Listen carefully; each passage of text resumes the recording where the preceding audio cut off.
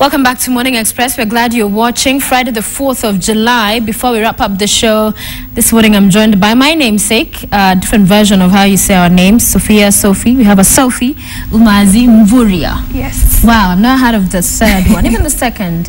But it's good to meet you. Karibu sana. Thank you. And you look lovely. Thank you. I love your hair. I'd say that's gold or yellow. What color is that? With gold. hair color, I understand how you have different, like it's not white, it's platinum, so I don't want to say gold or yellow. It's probably urban gold, I think. Gold. Yes. What made you do that? Your identity? You're into that kind of... I just love my hair gold. I don't know, You've always had it gold? Gold, red, orange, depending so you experiment a lot with it? Yes. You should do something crazy like the Kenyan flag or something. Probably. That's a good idea. Talk to us about who Sophie is. Sophie is a Kenyan, first of all, and I am a student. I'm currently doing a triple major in international politics, financial economics, and Arabic, with a double minor in dance and theatre. Whoa, let's take that again. Take two. You're currently doing what? Triple major? Yes. Wow. So talk to us about break it down for somebody who, triple major. You've mentioned international politics, financial economics, and Arabic. Yes. Okay. So what that entails is I'm doing 3 degrees in 4 years. Yes. So I'm specializing in 3 things in 4 years. So where you do 1 degree, I'm doing 3 of them at the same time just to finish, because I couldn't choose, so I wanted to do all 3 of them. Why? Not that it's a bad thing. I'm just trying to understand where that was coming from.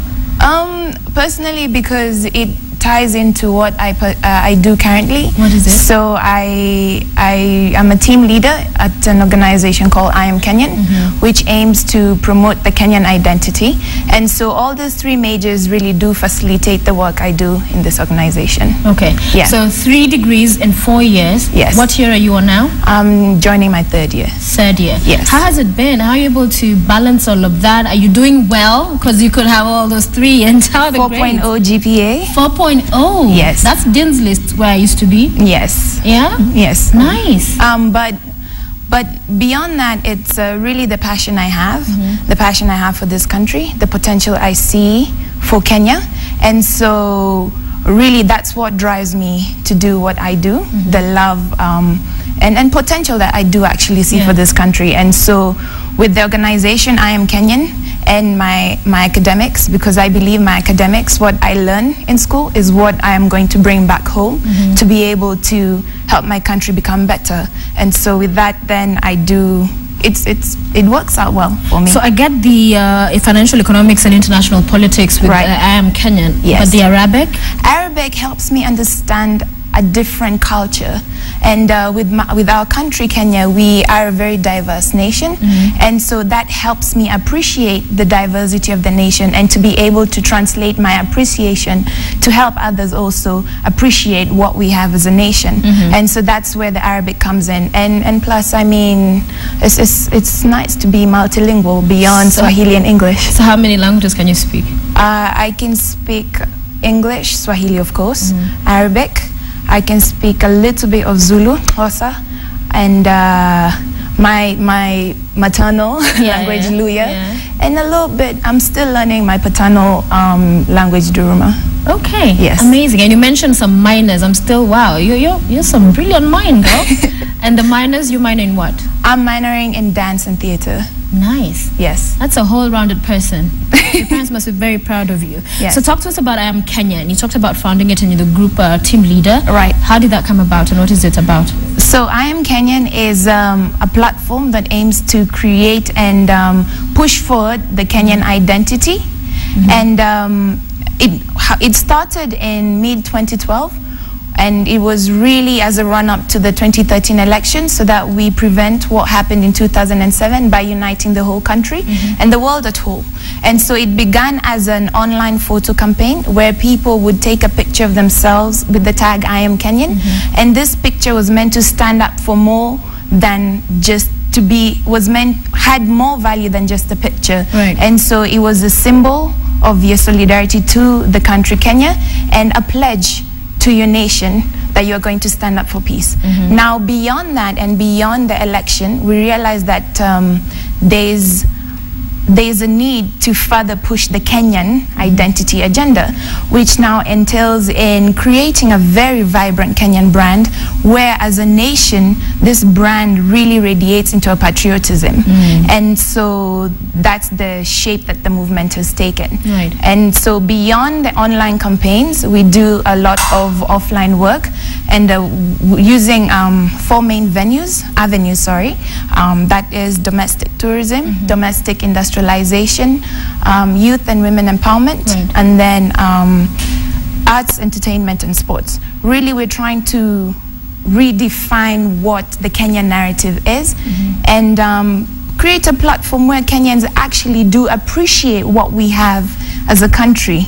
Because the reality is that we personally do not even value most of the things that we have as a country. And so it becomes very hard for us to understand what this country is made up of and how we can push it forward. Yeah. Yes. It sounds great, and I'd like to know more about in terms of who you're engaging and running with this on, because as we speak, most of the stories we've been running this past week, it's all about Saba Saba, and you've been catching up on what's happening in as far as the current affairs goes, and there's a lot of hate. And you talk about that narrative that's put out there from our leaders to Kenyans online, ordinary conversations at the kiosk, at home, in the neighborhood.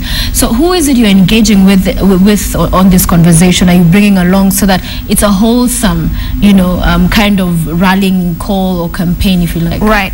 So on the online platform, because Kenya actually's social media presence is very high. We are among the top 10 in the world.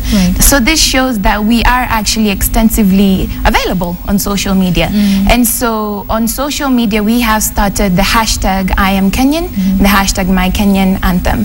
And really, so with that hashtag, we're trying to look beyond the differences in our opinions and steer the dialogue and conversation to build this nation and not to break this nation. And so with that, we're trying to really neutralize the social media hate that is currently going on, and that has also been previously going on. And so we do this using the photographs. So with every photograph that we take of someone standing with the tag I am Kenyan, they say why they are Kenyan, or what being Kenyan means to them. Right. Then so that has shaped the dialogue in a certain direction, and the following has grown and is still growing, and at least we are seeing some form of change. Now, regarding who else we're engaging with beyond social media, university students, because and a majority of youth groups and young leaders, because we are the ones who are always used in citations, in such situations. And so we are trying to engage with them in a way that they understand their position and their power in this country, and how their actions that they do, and what actions that they do, and how that can affect the nation. Now, also we are engaging with various county leaders and various government organizations and government ministries, because I Am Kenyan extends beyond the people.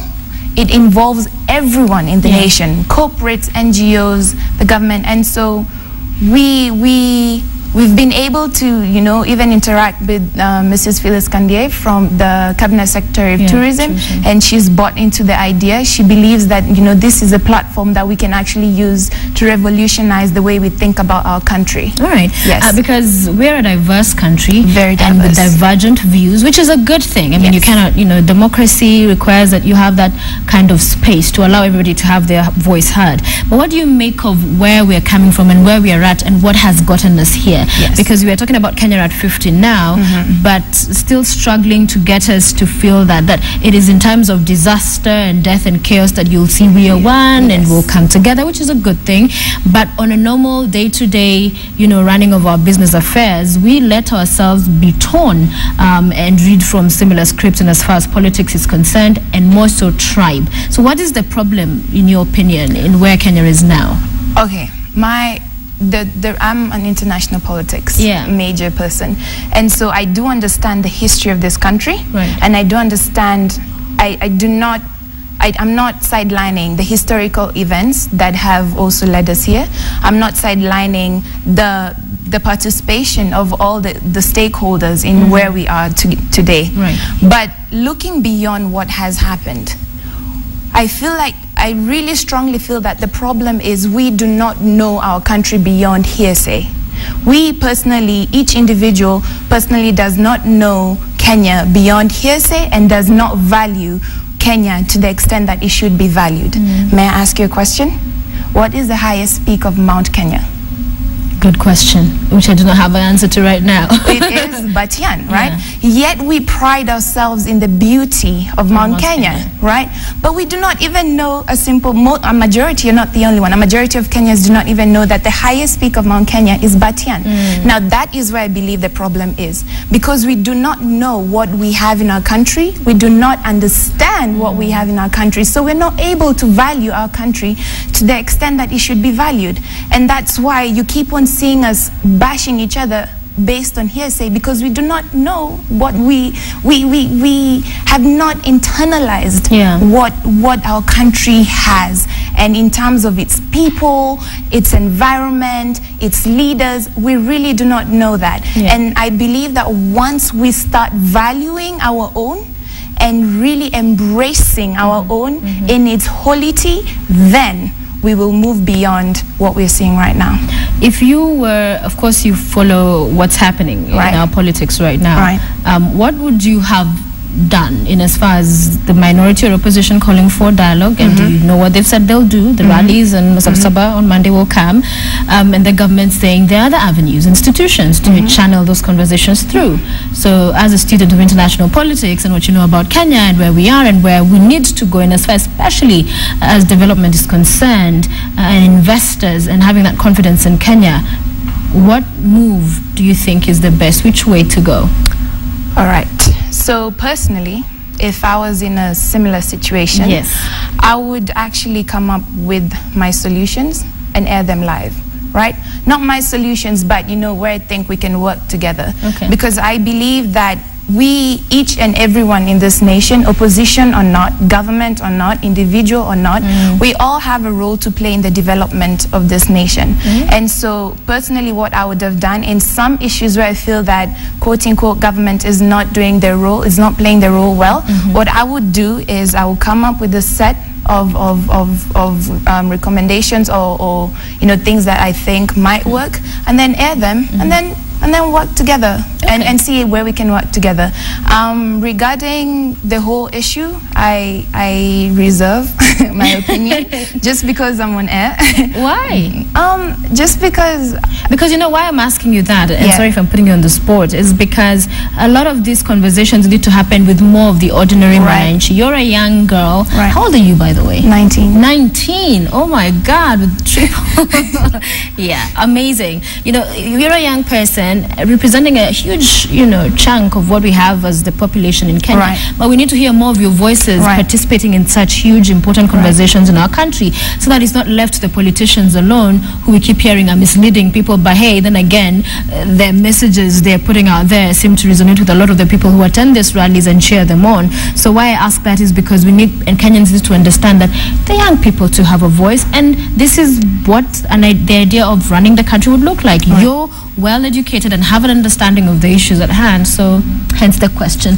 But you do not have to share with us your thoughts, and of course we'll be following and seeing how it unfolds. But away from that, share with us some of your achievements as well. All right, so when we began, we actually have a hit of 8 million followers globally. Nice. We've been able to actually influence other similar movements. So if you've heard of I am Pakistani, I am Turkish, I am Ukrainian, I am Nigerian, and recently so you inspired those? Yes. So you're the first? Yes. Awesome. And recently we are Brazil. Well, I mean, previously, not a long time ago, someone started engaging with me saying, hey, we like what you do you mind if we do a We Are Brazil? I was like, no problem. And next thing, FIFA, We Are Brazil. So I mean, it has spurred such, but beyond that, we've been able to host successful peace marches and peace dialogue forums in all over the world. So from Segovia to Madrid to here in our country, to Mathare, Kariobangi, Babadogo, Uhuru Park, name it, we've been there. So kids are usually asked, when you grow up, what do you want to do, become? When you grow up, what do you want to do? When I grow up, if I haven't yet grown up. You are growing up. You're in the process, aren't we all? Yes, we are still growing up, even at 100 years. Yes. Anyway, in the future, what I would like to do is really still push the Kenyan agenda, because I strongly believe that we need to start valuing our own, and so I want to work within various platforms and forums to try and help us understand the value of our nation. Okay. Yeah. Would you get into politics? Many people have asked me that question, Which is a good question.